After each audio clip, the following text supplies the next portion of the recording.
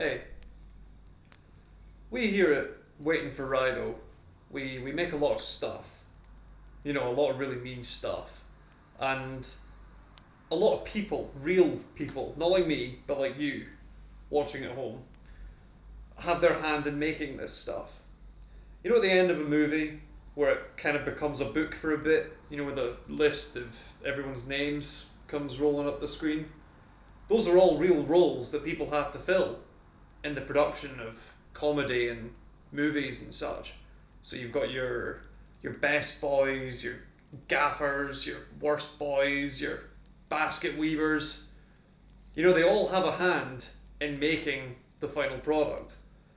But regardless of how many hands go into a particular pie, sometimes one of us, goobers, the writers, just produces an absolute stinker of a sketch. You know, a sketch is just plain bad, diabolical, humming, insultingly bad. And we're left with a problem there, in that we have to take the sketch out. We watch it in the editing room, we decide it can't stay there anymore, we have to evict it, we take it out. But that leaves a space, and we've got nothing to fill that space. So then, it comes down to someone like myself to interrupt my fire time to talk about what the sketch would have entailed.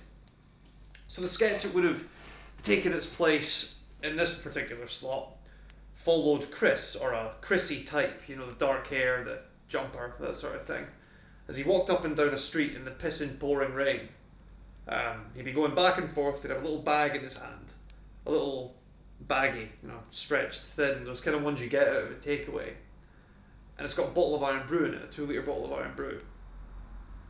Now the takeaway thing I just mentioned, that was mentioned for a reason, because he does work for a takeaway, an unnamed takeaway in Scotland somewhere, and he's hunting for a flat. Now we know this because he takes out a small piece of paper, and on that piece of paper is an address that he can't find. But eventually he manages to link the address to the piece of paper, and he goes up to the door and presses the buzzer. And now no one answers the buzzer, but they let him in. We're thinking, oh golly gee, it's good he's getting out of the rain, but man, it's kind of weird that no one acknowledged that he was there. So he steps through into this towering, dark block under a greying, pissing sky. And the first thing he's met with is cobwebs. Big cobwebs, you know, the kind of cobwebs, if you saw it, the biggest cobwebs you've ever seen. If you saw it, you'd be thinking, like, that would kill the spider that created that. No lone spider. There must have been a team of them putting this thing together. And they're over all the surfaces. And the walls are dripping. And in front of him, there's just a staircase, and he starts to climb it, and his feet are squelching. We don't get to see what they're squelching on, but we can see from his face, because he's an actor, that he's disgusted. So he ascends the first flight of stairs, comes to the second flight of stairs, continues ascending a third flight of stairs, stops to catch his breath there, then ascends the fourth flight of stairs. There's no doors yet. There's not a single door, not a single apartment door in this big block. So he stops, and at this point he's sick of it, he's frustrated. You know, once again, the actor's intuition, we can see and interpret from his face and his emotive responses that he's thinking, why the fuck would someone order just a bottle of juice? Why is there no food? Why would someone order this 2-litre bottle of Iron Brew and not order a meal to go with it? Who does that? So he takes the bottle of juice out of the bag and he's just shaking it, you know, like a cocktail.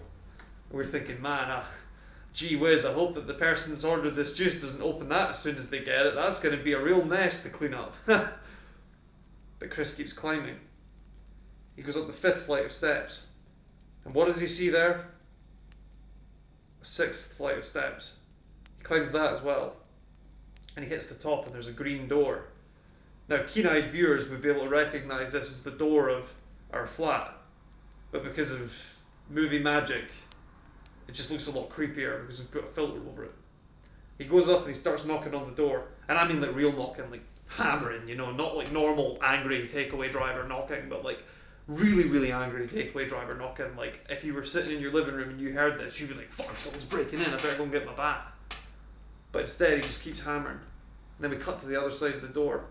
See a pair of eyes blinking at him through the dark, watching him.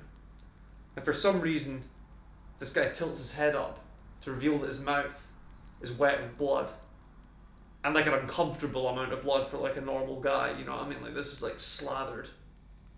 So this guy, he's standing there waiting for Chris to presumably deliver his bottle of juice that he's ordered, because he's already made his meal. But then the door opens and we get a better look at the guy. And what would you know? With all the cobwebs and the wet stairs and the rain outside, the viewer would never have been able to guess that it's not a guy ordering a 2-litre bottle of Iron Brew. It's Dracula, the Prince of Darkness himself. And Chris is the meal.